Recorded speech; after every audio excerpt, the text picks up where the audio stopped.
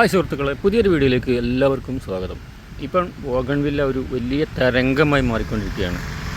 അതിൻ്റെ കാരണം എന്താണെന്ന് വെച്ചാൽ ഇപ്പം ബോഗൺവില്ലയിൽ ഒരുപാട് വെറൈറ്റി കളറുകൾ, നമുക്ക് വളരെ ആകർഷണീയമായിട്ടുള്ള ഒരുപാട് വെറൈറ്റി കളറുകൾ വന്നിട്ടുണ്ട്. അതുകൊണ്ട് തന്നെ ഇപ്പോൾ എല്ലാവരും ഈ ബോഗൺവില്ലയുടെ പിന്നാലെയാണ്. അപ്പോൾ ബോഗൺവില്ലയിൽ നമുക്ക് നന്നായിട്ട് പൂക്കൾ വരണമെങ്കിൽ ഇതിൽ നിർബന്ധമായിട്ടും ചെയ്യേണ്ട കാര്യമാണ് പ്രൂണിങ്. അപ്പം എപ്പോഴാണ് നമ്മൾ പ്രൂൺ ചെയ്യേണ്ടത്, ഹാർഡ് പ്രൂണിങ് എപ്പോൾ ചെയ്യണം, സോഫ്റ്റ് പ്രൂണിങ് എപ്പോൾ ചെയ്യണം, അതിനെക്കുറിച്ചൊക്കെയുള്ളൊരു വീഡിയോ ആണ് നമ്മൾ ഇന്നത്തെ വീഡിയോയിൽ ചെയ്യാൻ പോകുന്നത്. വളരെ ചെറിയൊരു വീഡിയോ ആണ്, കൂടുതൽ നീട്ടിക്കൊണ്ടുപോകാതെ നമ്മൾ കാര്യം മാത്രം പറയുന്ന ഒരു ചെറിയൊരു വീഡിയോ ആണ്. അപ്പോൾ ഹാർഡ് പ്രൂണിങ് എന്ന് പറഞ്ഞാൽ നമ്മൾ മഴ തുടങ്ങിയതിന് ശേഷമാണ് ഹാർഡ് പ്രൂണിങ് ചെയ്യൽ. അതായത് വലിയ ചെടികൾ നമ്മൾ ഗേറ്റിലൊക്കെ പടർത്താൻ ഉദ്ദേശിക്കുന്ന ചെടികളാണെങ്കിൽ നമ്മൾ പ്രൂൺ ചെയ്യേണ്ട കാര്യമില്ല. അത് സോഫ്റ്റ് പ്രൂണിങ് നമ്മൾ എപ്പോഴെങ്കിലും ചെയ്ത് കൊടുത്താൽ മതി.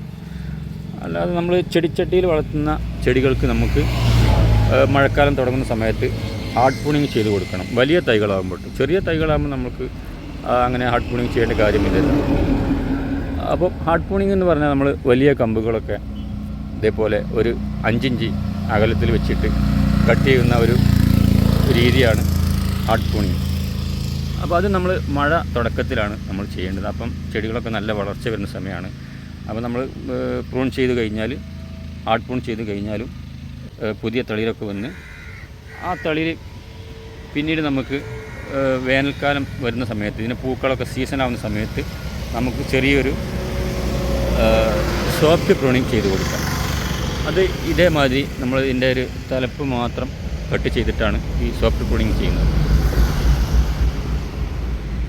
അപ്പോൾ ഈ ഒരു ചെടി ഇപ്പോൾ കണ്ടില്ല, ഇതിപ്പോൾ ഞാൻ വളമൊക്കെ ചെയ്ത് നിർത്തിയതാണ്. ഇപ്പോൾ ഇതിൽ പൂക്കളൊക്കെ വന്ന് പൂക്കളൊക്കെ കഴിഞ്ഞു പോയിട്ടുണ്ട്. ഇനിയിപ്പോൾ നമുക്കിത് ചെറുതായിട്ടൊരു സോഫ്റ്റ് പ്രൂണിങ് ചെയ്യണം. കാരണം ഇതിൻ്റെ ഈ തലപ്പ് ഇങ്ങനെ വന്നു കഴിഞ്ഞാൽ അത് വീണ്ടും ഇങ്ങനെ നീണ്ട് വരികയാണ്. അപ്പോൾ നമ്മൾ ചെറുതായിട്ടൊരു സോഫ്റ്റ് പ്രൂണിങ് ചെയ്ത് കൊടുക്കുകയാണ്. അപ്പം വീണ്ടും ഇതിൻ്റെ ഇടയ്ക്കൊക്കെ ചെറിയ തളിരുകൾ വരും.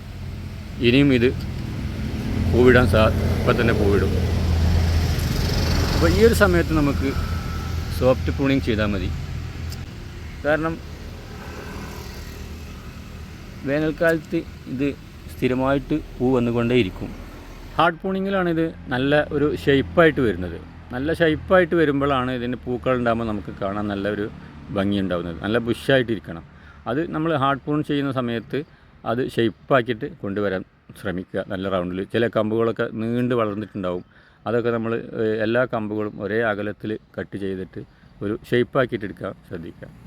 അപ്പോൾ ഹാർഡ് പ്രൂണിങ് കഴിഞ്ഞ് നമ്മൾ വളമൊക്കെ ചേർത്ത് പിന്നെ നന്നായിട്ട് ഇതൊക്കെ വളരാൻ തുടങ്ങും. നല്ല ബുഷായിട്ട് ഇങ്ങനെ ഇലകളൊക്കെ വന്ന് നല്ല തളിയിലൊക്കെ വന്ന് നിൽക്കുന്ന സമയത്ത് നമുക്ക് വേനൽ തുടങ്ങാൻ ആകുമ്പോഴാണ് ഇതിലൊക്കെ പൂക്കൾ വരാൻ തുടങ്ങുക. അപ്പോൾ വേനൽ തുടങ്ങുന്നതിന് മുന്നേ നമുക്ക് ചെറുതായിട്ടൊന്ന് സോഫ്റ്റ് പ്രൂണിങ് ചെയ്യാം. അപ്പോൾ നല്ല ഷേപ്പാക്കിയിട്ട് നമുക്ക് സോഫ്റ്റ് പ്രൂണിങ് ചെറുതായിട്ട് ഇതിൻ്റെ തലപ്പൊക്കെ ഒന്ന് വെട്ടി അങ്ങനെ ആകുമ്പോൾ നമ്മൾ പൂ വരുന്ന സമയത്ത് നമുക്ക് നല്ല ഭംഗിയിലിരിക്കും. ഇതിൻ്റെ തലപ്പൊക്കെ ഒന്ന് വെട്ടിയിട്ട് വീണ്ടും നമ്മളൊന്ന് ഷേപ്പാക്കി കൊടുക്കാം.